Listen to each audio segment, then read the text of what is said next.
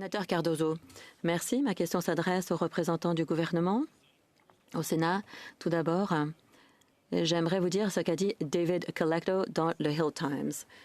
Le Parlement et le gouvernement fédéral doivent trouver des façons pour s'assurer que les Canadiens ont confiance en eux, pour qu'ils sachent qu'il y a une stratégie économique qui permettra d'assurer la prospérité de notre pays.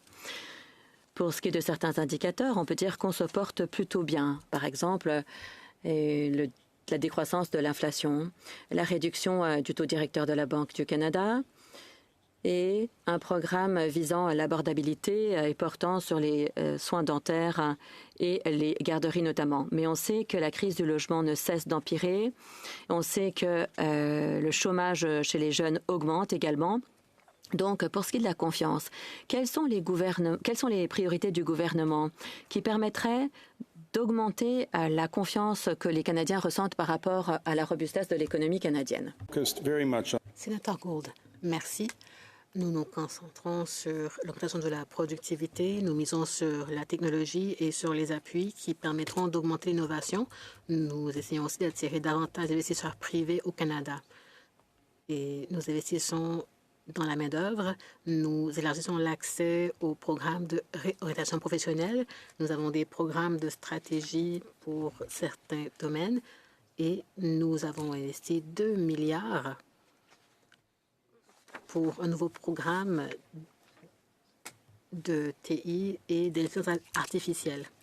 Cela nous donne les compétences nécessaires pour être concurrentiels. Nous permettons aussi aux entreprises d'utiliser le coût pour leur brevet dans leur déclaration d'impôt. Mais nous avons aussi des crédits d'impôt pour encourager l'économie propre. Sénateur Cardozo. Merci, Madame la Présidente.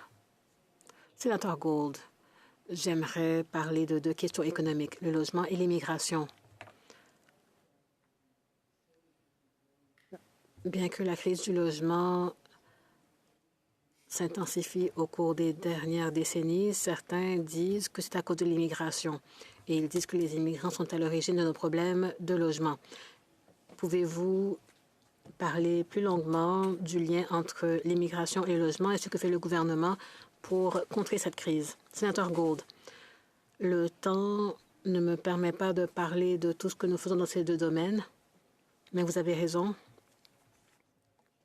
Il y a un certain lien, mais nous avons lancé toutes sortes de programmes et toutes sortes de protocoles et procédures.